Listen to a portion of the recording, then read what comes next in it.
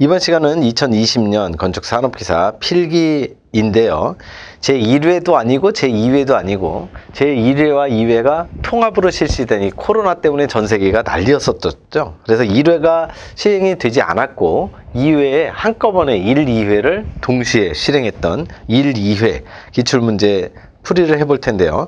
1번부터 40번까지 제1과목 건축계획, 제2과목 건축시공 문제풀이 한번 해보도록 하겠습니다.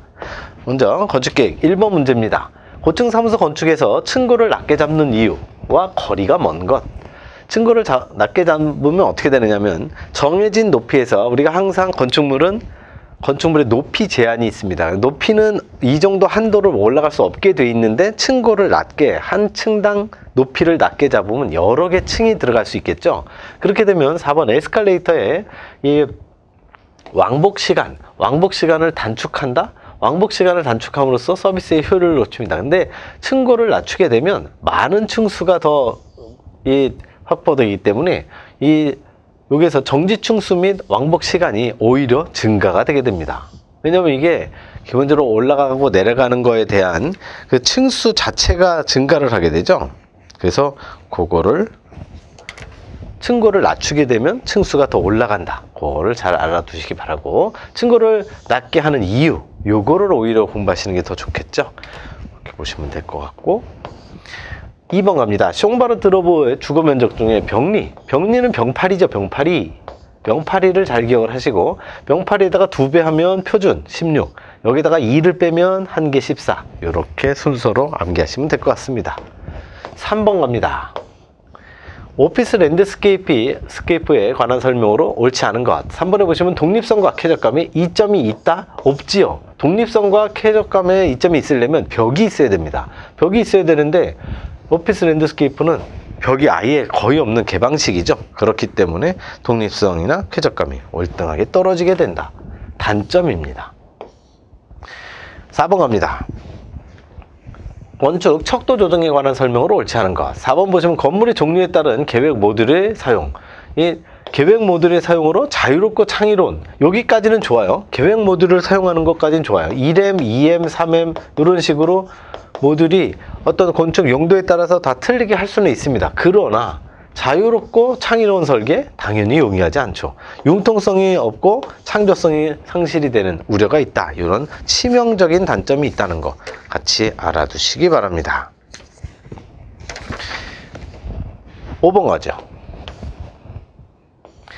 상점에서 쇼 윈도우의 반사방지 방법으로 옳지 않은 것 갑니다. 반사방지 방법 옳지 않은 거 여러 번 나왔었죠.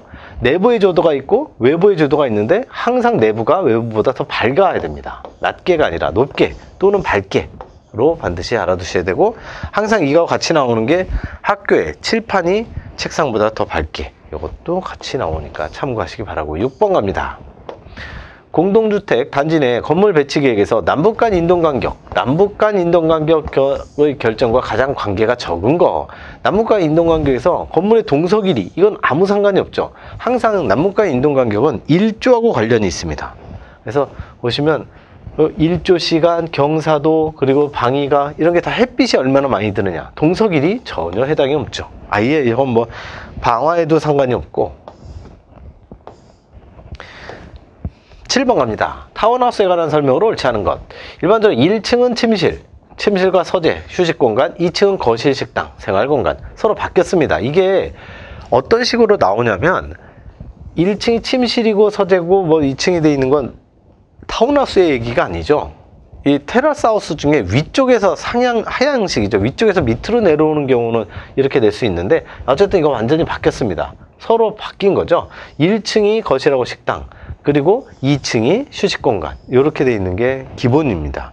타운하우스는 항상 밑에서 위로 올라가기 때문에, 테라스하우스만 경사지가 있기 때문에 유독 위쪽에서 밑으로 내려올 수 있는 그런 구조이기 때문에 약간 독특한 거죠. 8번 갑니다. 사무소 건축의 코어 유형에 관한 설명으로 옳지 않은 것. 2번에 보시면 양단코어는 피난 동선이 혼란스러워요? 그렇지 않죠. 방제상 불리하다? 유리하죠. 왜냐하면 양단코어라는 건 이렇게 돼 있으니까. 코어가 양쪽으로 돼 있기 때문에 요즘에 화재에 대해서 굉장히 사람들이 관심이 크죠. 이쪽에서 만약 화재가 일어났다. 그러면 사람들이 가운데 있다가 이쪽으로는 못 가니까 이쪽 반대 방향으로 가면 되죠. 서로 화재가 난 거에 반대 방향으로 대피할 수 있는 코어가 양쪽 대피 공간이 이 방향으로 피난이 가능하니까 굉장히 유리한 거죠. 이 방향 피난 시설이라는 게 바로 이 그림입니다. 그렇게 보시면 되고 9번 갑니다. 상점 건축의 판매 형식에 관한 설명으로 옳지 않은 것. 3번 보시면 측면 판매의 경우 측면 판매는 종업원의 자리가 없습니다. 근데 판매원이 정위치를 정하기가 용이해요? 즉석에서 포장이 편리하지 않죠. 정확하게 측면 판매가 아닌 대면 판매에 대한 설명이죠. 측면 판매는 종업원이 자리가 없기 때문에 옆에서 보니까 이 손님들이 직접 물건을 터치하기가 좋죠. 직접 만져보고 살 수 있기 때문에 충동 구매 가능성이 굉장히 크죠. 역시 여기 해설이 다 중요합니다.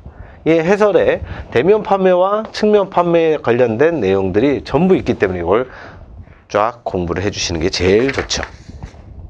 10번 갑니다.